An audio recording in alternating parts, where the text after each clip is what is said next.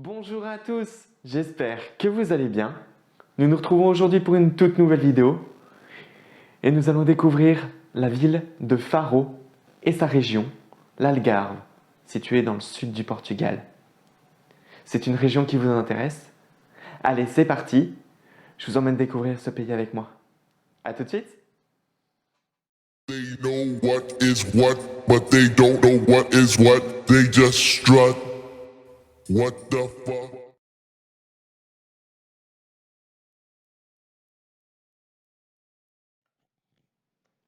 Faro est la capitale de la région de l'Algarve, située au sud du Portugal, à seulement 2h30 de route de la capitale, Lisbonne. Elle est limitrophe à la frontière ouest de l'Espagne et bordée par l'océan Atlantique. Faro dispose d'un aéroport international lui permettant d'être relié au reste du monde. Il vous faudra compter environ 2h30 de vol direct depuis Lyon ou de Paris. Concernant Faro, elle dispose de lignes de bus urbaines pour se déplacer entre différents points dans le centre-ville, mais également pour se déplacer en dehors de la ville avec ses lignes périurbaines.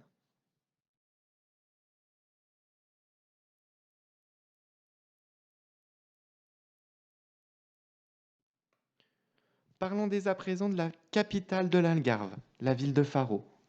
Nous avons tout d'abord Arco da Vila, qui est une porte voûtée de style néoclassique qui mène à la vieille ville et à ses ruelles pavées. Ensuite, nous avons la cathédrale de Faro.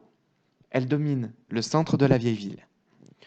De grandes parties de l'église, de type gothique, ont été détruites dans les tremblements de terre qui ont eu lieu en 1755 et reconstruites bien plus tard.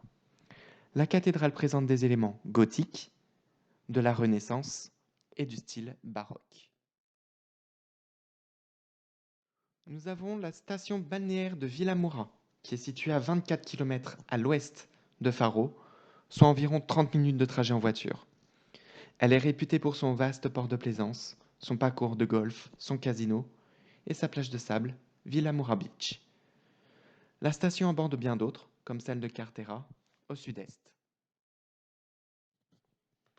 Nous pourrons également parler d'Albufera, qui est un ancien village de pêcheurs, qui est situé plus à l'ouest que Vilamoura. Aujourd'hui, le village est devenu une destination de vacances grâce à ses plages de sable et à sa vie nocturne animée. Son port de plaisance est le point de départ des pêcheurs locaux, mais aussi de nombreuses excursions en bateau, notamment pour les sorties de plongée et les croisières d'observation de dauphins. Pour terminer cette partie, nous allons parler de Lagos, qui est situé à l'ouest de l'Algarve, à environ 90 km de Faro, soit environ 1 heure de route.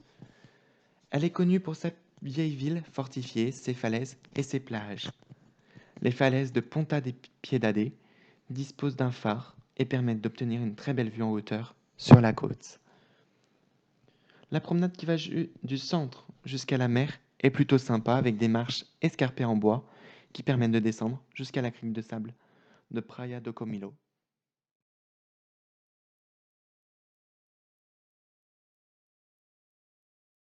gastronomie, nous retrouvons tout de suite le bacalhau. En d'autres termes, il s'agit d'un plat avec de la morue, un des plats les plus populaires du pays. Le cocido à portuguesa est une sorte de pot-au-feu, qui en français ça veut dire viande bouillie à la portugaise. Et en dessert, nous avons le Dom Rodrigo, une pâtisserie traditionnelle.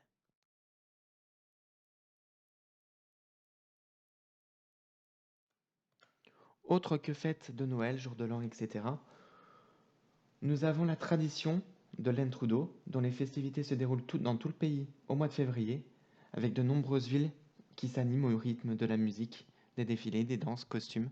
Je vous mets un extrait par la suite.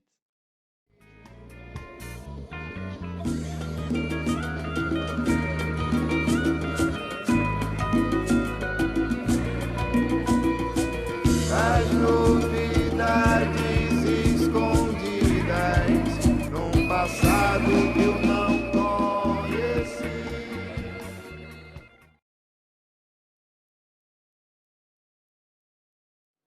Pour rentrer au Portugal, rien de plus simple. Il vous suffira de présenter soit une pièce d'identité, soit un passeport en cours de validité pour pouvoir passer les frontières. Au niveau Covid, il vous suffira de présenter soit un test PCR de moins de 72 heures, soit un test antigénique de moins de 48 heures, soit une preuve de vaccination complète achevée à plus de 14 jours de votre entrée sur le territoire portugais. D'autre part, il vous faudra présenter un PLF, donc c'est sous forme de QR code que vous devrez recevoir par mail. Il s'agit en fait d'un formulaire de traçabilité à remplir avant votre arrivée sur le territoire portugais.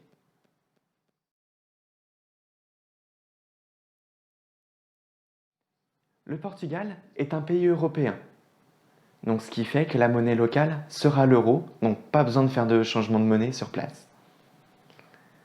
D'autre part, la vie est beaucoup moins chère qu'en France, mais la meilleure période pour partir reste quand même, comme je vous le disais, l'été, entre mai et octobre.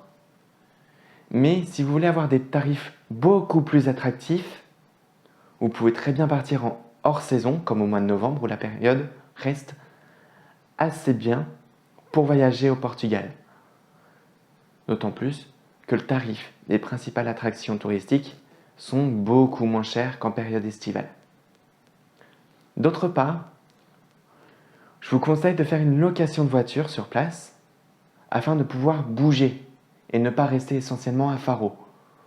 Comme on a vu auparavant, vous avez plein de choses à voir, d'autant plus que Faro est situé pas loin des frontières espagnoles, donc prendre une location de voiture vous permettra de vous rendre en Espagne tout en étant hébergé au Portugal.